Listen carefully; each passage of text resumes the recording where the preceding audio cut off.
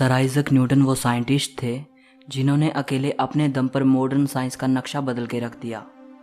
Newton एक mathematician, astronomer, author, historian, थियोलॉजन और एक फिलोसोफर भी थे। आज वे दुनिया के सबसे महान वैज्ञानिकों में से एक माने जाते हैं। वीडियो को एंड तक देखते रहिए। आप इस महान वैज्ञानिक के बारे में 20 ऐसी बातें जानोगे जो शायद ही आपने पहले कभी सुनी होंगी। नंबर 20। हम बचपन से एक कहानी सुनते आए हैं कि एक दिन न्यूटन एक सेब के पेड़ के नीचे बैठे थे तो एक सेब टूटकर उनके सर पे आ लगा। तभी उन्होंने सोचा कि ये सेब नीचे ही क्यों आया, इधर उधर या ऊपर क्यों नहीं गया। और अगर चीज़ों को नीचे धरती पर ही गिरना होता है तो चांद भी तो ऊपर दिखाई देता है, वो नीचे क्यों नहीं गिरता। तब न्यूटन ने सोचा कि ज़रूर धरती में कोई फोर्स है जो चीज़ों को अपनी ओर आकर्षित करता है, और यहाँ से न्यूटन को ग्रेविटी का आइडिया आया। अब इस कहानी के बारे में बहुत सी राय हैं। बहुत से स्कॉलर्स कहते हैं कि ये सिर्फ बाद में बनाई गई एक कहानी है और एक फ्रेंच राइटर वोल्टेयर ने इस कहानी को पॉपुलर किया है। बहुत से स्कॉलर्स कहते हैं कि ये कहानी सच है, लेकिन सेब न्यूटन के सर पे नहीं बल्कि उनके आगे गिरा था। कहा यह भी जाता है कि वो सेब के पेड़ के नीचे नहीं बैठे थे बल्कि अपने घर की विंडो से सेब के पेड़ को देख रहे थे, और तब गिरते सेब को देखकर उन्हें ग्रेविटी का आइडिया आया। अब ऐसे भी एविडेंसेस मौजूद हैं जो इस कहानी को सच साबित करते हैं। ज़्यादातर स्कॉलर्स मानते हैं कि न्यूटन ने इस सारी घटना को अपने ही समय के एक वैज्ञानिक और लेखक विलियम स्ट्यूकली को बताया था। विलियम स्ट्यूकली उन सबसे पहले लेखकों में से एक हैं जिन्होंने न्यूटन की लाइफ के बारे में लिखा है।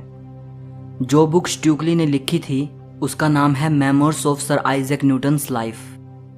इसकी मैन्युस्क्रिप्ट ब्रिटेन की रॉयल सोसाइटी के पास सुरक्षित रखी है, लेकिन रॉयल सोसाइटी की लाइब्रेरी के चीफ का कहना है कि सेब गिरने की कहानी महज एक कहानी ही लगती है जिसे न्यूटन ने बाद में आम लोगों को समझाने के लिए बनाया था।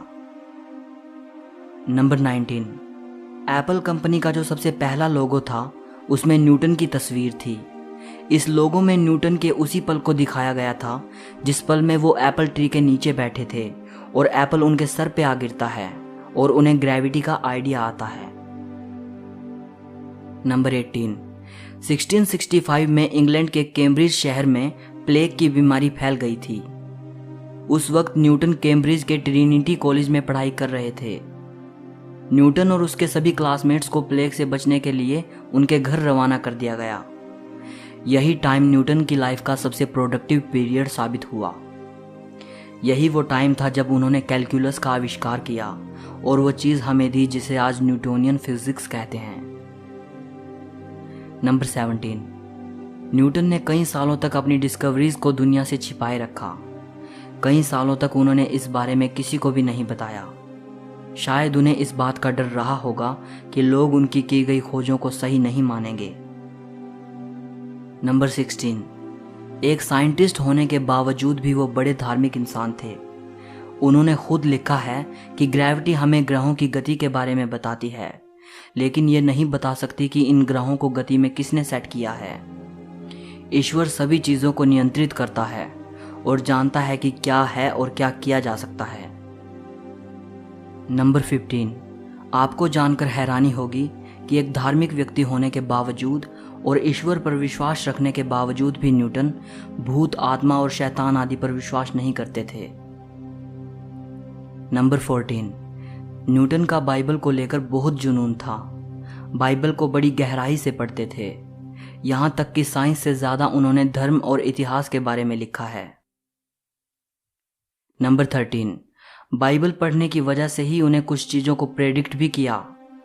न्यूटन ने अनुमान लगाया था कि जीसस को सूली एग्जैक्टली 3 अप्रैल 33 AD को दी गई थी।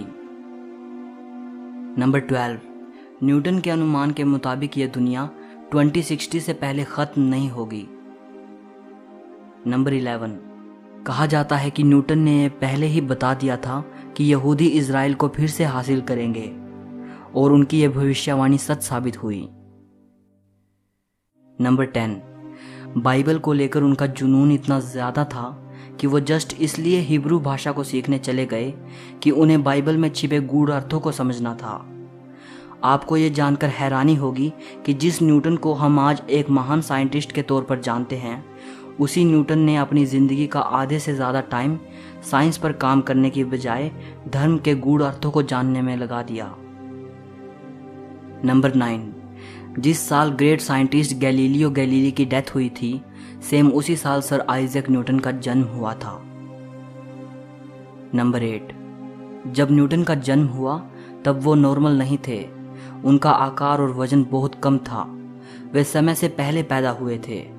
उनकी मां ने बताया था कि उनका आकार इतना कम था कि वे एक छोटे मग में समा सकते थे, इसलिए इनके जिंदा बचने की उम्मीद बहुत कम थी। नंबर 7, आइजैक न्यूटन के फादर का नाम भी आइजैक न्यूटन ही था। नंबर 6, न्यूटन के जन्म के 3 महीने पहले ही उनके फादर की डेथ हो गई थी। नंबर 5, न्यूटन ने आजीवन शादी नहीं की। नंबर 4, न्यूटन की मां चाहती थी कि वे फार्मर बने।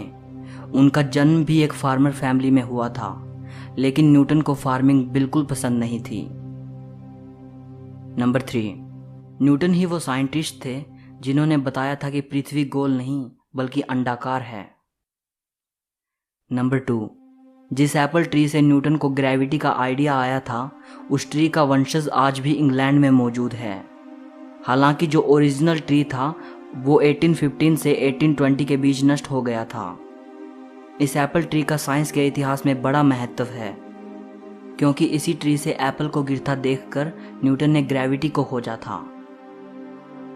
नंबर 1, इसी ट्री की लकड़ी का टुकड़ा सर आइजैक न्यूटन की तस्वीर के साथ स्पेस में भी भेजा जा चुका है, ताकि न्यूटन ने आज हमें और साइंस को जो दिया है उसके लिए उनका आभार व्यक्त किया जा सके और उस एप्पल ट्री को जीरो ग्रेविटी का एहसास कराया जा सके।